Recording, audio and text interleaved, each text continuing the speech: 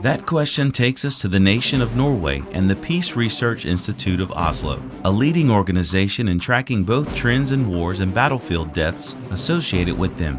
Its data is used by scholars in news publications worldwide when commenting on and studying the phenomenon of war.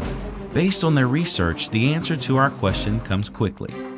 A glance at this graph, which reflects the Institute's data on wars by decade since the 1950s, appears to settle the issue.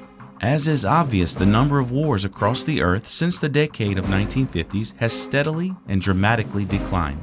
In fact, the decline is so significant as to be the cause of scholarly debate, and a cross-check of their data appears to confirm the trend. If war has really been declining since the decade of the 1950s, then so too should estimates of battlefield deaths. Here too we see much the same results, with the Institute's data showing a corresponding dramatic decline in battlefield-related deaths beginning in the decade of the 1950s and confirming the first graph's data. But the data on warfare across the earth since the 1950s speaks for itself.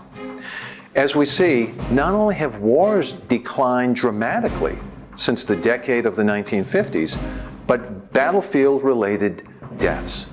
And you would expect that to happen. The two coincide perfectly with each other. So what we've seen is that the nations of the earth are quietly settled down in what possibly is a historical lull in warfare. Why would that be?